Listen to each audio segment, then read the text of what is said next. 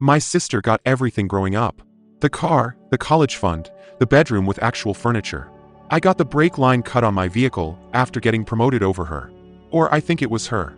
I'm still not completely sure about some of it. Growing up with Vanessa was weird. She's 3 years younger, but you wouldn't know from how things worked in our house. When I turned 10, I asked for a bike for my birthday. My dad said maybe, we'll see, depends on money. Vanessa turned 7 and got 2 bikes because she wanted options or something. I remember standing in the driveway watching her try to decide between the pink one and the purple one, and thinking that's just how it is, I guess. I stopped asking for stuff pretty early. Seemed pointless. Started working at 14, washing dishes at this diner called Mel's. The owner didn't care about labor laws or whatever. Paid me cash, let me work Friday and Saturday nights. I kept the money in a shoebox under my bed. My parents never asked where I was going. They were always busy with Vanessa's activities. Dance 1 year, then gymnastics, then violin, then back to dance. High school was when it got really obvious. Vanessa made cheerleading freshman year, and suddenly our entire house became like cheerleader central. I'd come home from my dishwashing shift around 11, and there'd be girls everywhere. My mom would be making them snacks. My dad installed these special lights in the living room so they could practice routines or whatever. I was sleeping on a mattress on the floor by then. Vanessa needed my bed frame for extra storage. Her closet wasn't big enough for all her cheer stuff and regular clothes and whatever else. When I said something about it, my dad told me I should be grateful to have a roof over my head. I remember that specifically because it seemed like such a weird thing to say to your own kid. Senior year, I applied to State University. Got in with a partial scholarship. Still needed about $15,000 a year to cover everything else. I sat my parents down one night. Showed them the acceptance letter, the financial aid breakdown. Asked if they could maybe help with some of it. My mom was on her phone texting Vanessa, who was literally upstairs. Didn't even look at the papers. My dad laughed. Actually laughed. Said if I wanted to go to college so bad, I should have gotten a full ride. Should have worked harder in school instead of wasting time at that diner. 2 months later, Vanessa decided she wanted to go to this arts academy in California. Private school, $60,000 a year. My parents started talking about second mortgages that same week. I heard them on the phone with the bank while I was packing to move out. I found a studio apartment. Barely could afford it. Picked up a second job bartending on top of the data entry work I'd gotten at an insurance company.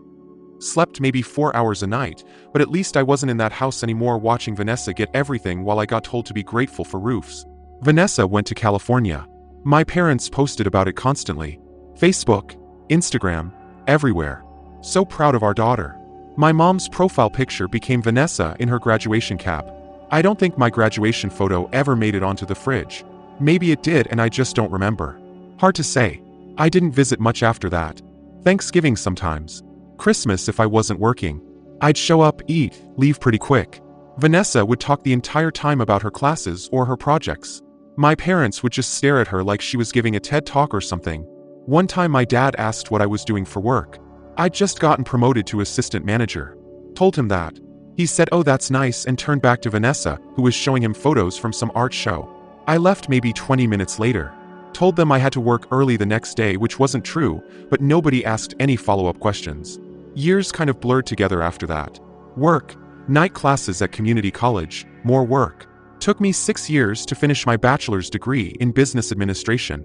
My parents didn't come to my graduation. Vanessa had a gallery showing the same weekend. Or maybe it was just that they didn't want to come. I don't actually know which. When I turned 28, I applied for this regional manager position at my company. Probably a long shot. I'd been there almost 10 years though. Good reviews. Knew all the systems. Figured why not? The interview process took forever. 3 months. Multiple rounds. Presentations. Some assessment thing where they watched how you handled fake scenarios. I was competing against 12 other people including Vanessa, which was weird. She'd moved back to town maybe a year before. California didn't work out, I guess. My parents got her a job at my company through some connection. Friend of a friend situation. She'd been there 11 months and somehow thought she was qualified for regional manager.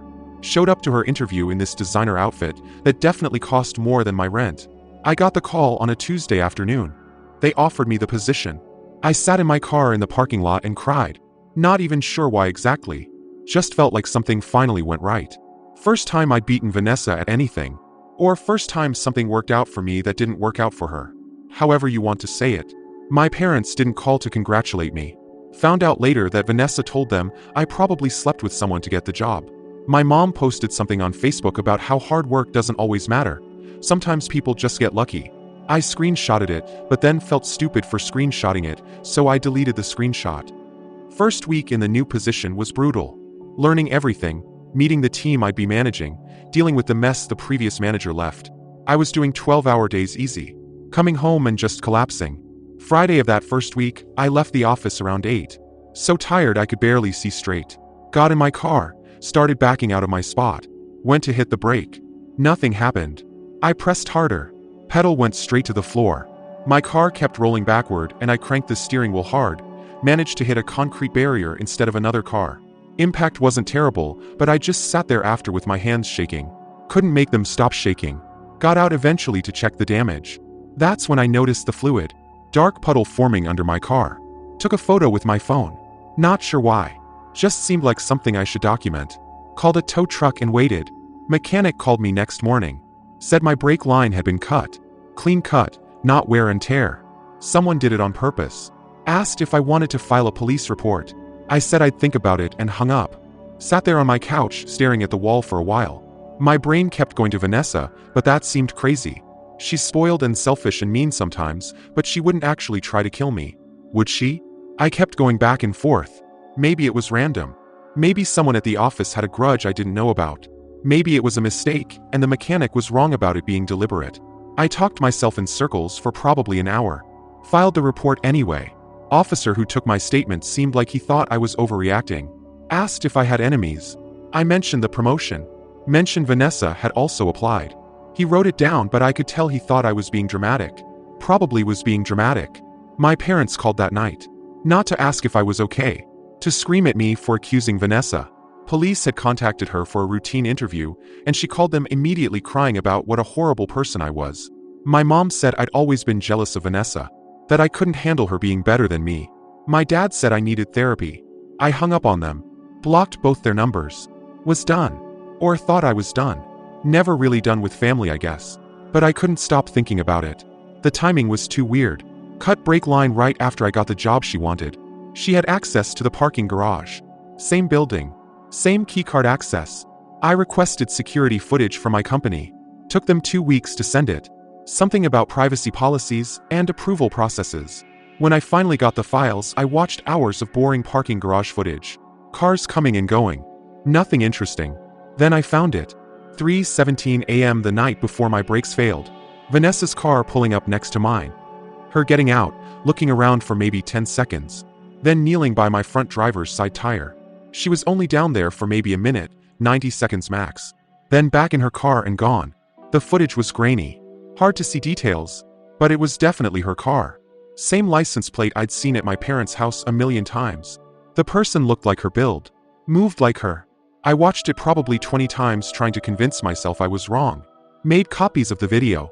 Sent one to this lawyer my friend recommended. Sent one to the police. Uploaded one to 3 different cloud storage accounts because I got paranoid about losing it. Then I did something I'm still not sure was the right move. Posted the video online. Just the clip. Vanessa's car pulling up. Person getting out and kneeling by my tire at 3 in the morning. Caption was pretty simple. Something like, "This is my sister at my car hours before my brake line failed. Because I got a promotion she wanted." Tagged family members. Posted it on Facebook and Instagram. Sent the link in the family group chat that I'd been muted in for years anyway. Then turned off my phone because I didn't want to deal with it yet. Woke up next morning to my phone basically exploding.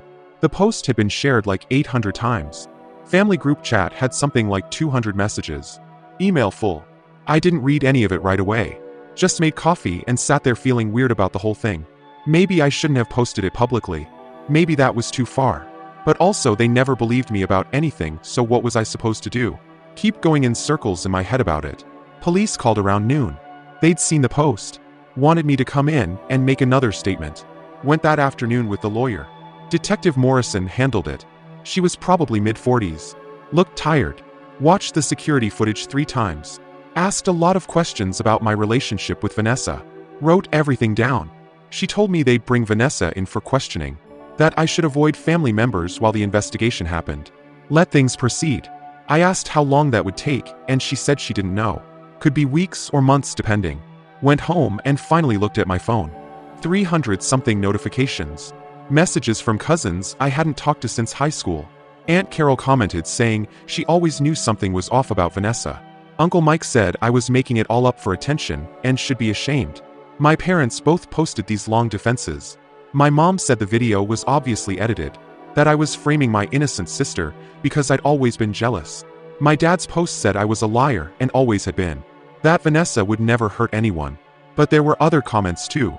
People from Vanessa's high school talking about how she bullied people. Some girl from her dance team said Vanessa pushed her downstairs during a competition. Someone else mentioned Vanessa keyed her ex-boyfriend's car when he broke up with her. All these stories I'd never heard made me wonder what else I didn't know about my own sister.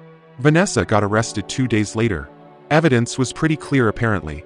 Security footage, mechanics report, she didn't have an alibi for 3 a.m. They charged her with attempted murder. She was out on bail the next day. My parents posted it. $50,000. Same parents who wouldn't give me $15,000 for college. I tried not to think about that too much, but I kept thinking about it anyway. Pretrial stuff dragged on forever. Months of motions and hearings. Vanessa's lawyer tried to get the security footage thrown out. Said it violated her privacy or something. Judge said no. Tried to suppress other evidence too. Most of it didn't work. Family completely fell apart during this time. Half believed me. Half believed Vanessa. Thanksgiving got cancelled. Christmas too. Someone deleted the family group chat entirely at some point. I started getting messages from numbers I didn't recognize, calling me a liar, telling me to drop the charges. One said I should kill myself and save everyone the trouble. I reported them to the police, but they said they couldn't trace most of them. Probably burner phones. Then Aunt Carol called. Asked if I wanted to meet for coffee. Sounded weird on the phone. Nervous maybe. We met at a Starbucks near her place. She looked terrible. Like she hadn't slept in days. Ordered coffee she didn't drink. Just kept turning the cup around in her hands. She told me she'd been helping my mom clean the garage. Found a box of Vanessa's old journals from high school. Started reading them thinking they'd be normal teenage stuff. They weren't. Carol handed me photocopies. Pages and pages. Vanessa's handwriting. Entries about hating me. About planning ways to make my life worse.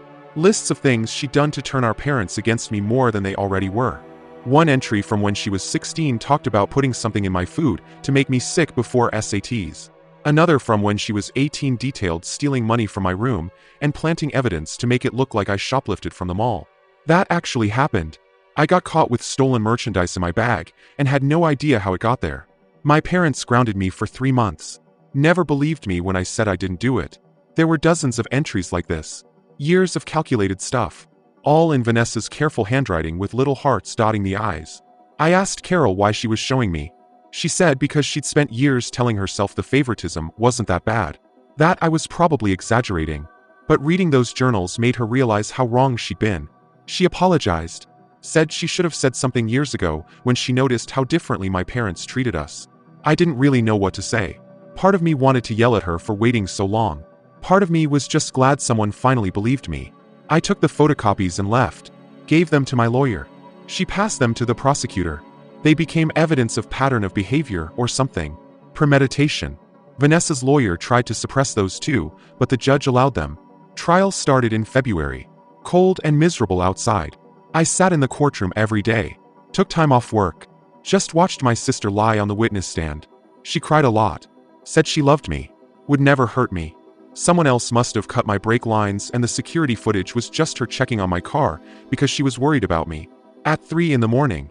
In a parking garage. Sure. Prosecutor was good though. Brought in the mechanic who explained exactly how the brake line was cut. Deliberate, not accidental. Brought in security experts who said the footage wasn't edited.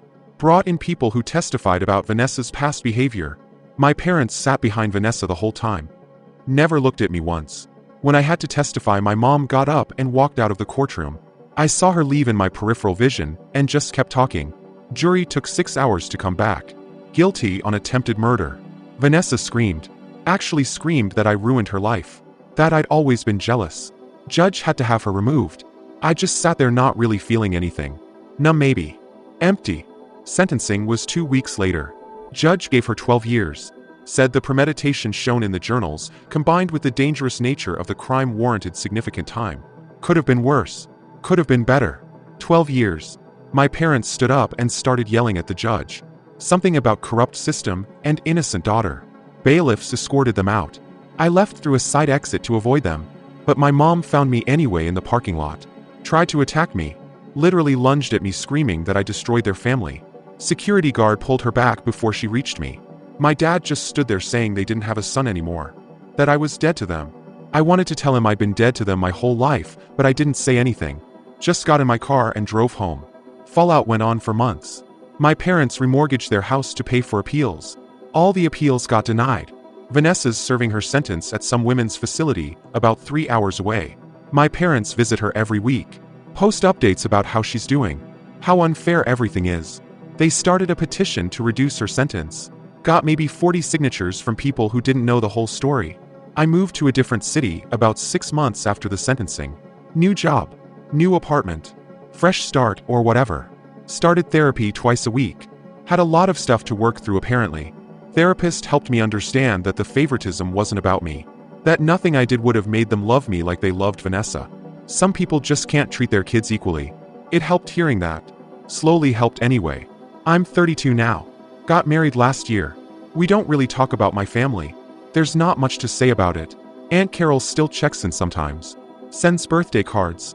She's the only one from that side I talk to. Sometimes I think about visiting Vanessa in prison. Asking her why. What I did to make her hate me so much. But I probably won't get a real answer. Just more lies. The video still pops up sometimes. People share it on those true crime threads or whatever. I ignore the notifications mostly. My parents sent a letter last month. First contact in 3 years. They want to reconcile. Said they've had time to think. They made mistakes. But the letter didn't actually apologize for anything. Just said they hoped I'd matured enough to help support Vanessa when she gets out. I threw it away. Didn't even finish reading it. My wife asked me once if I regretted posting that video. If I wished I'd handled everything more privately. I told her I don't know. Some days I think maybe I should have just let it go. Moved on with my life without dragging everything into public. Other days I think posting it was the only way anyone would have believed me. Still not sure which is right. The security footage is still on my computer. Never deleted it. The post has like 2 million views now. Comments are all over the place. Some supportive. Some saying I'm terrible for ruining my sister's life. Some people sharing their own stories about favoritism. I read them sometimes when I can't sleep. Makes me feel less alone, I guess. Knowing other people went through similar stuff and survived it. I'm trying to build something different now. Life where I matter to the people around me. Where my accomplishments mean something. Where I'm not invisible. Took my sister, almost killing me, for everyone to finally see what was there the whole time. But they see it now. Most of them anyway. Some days that feels like enough. Other days it doesn't. Depends on the day.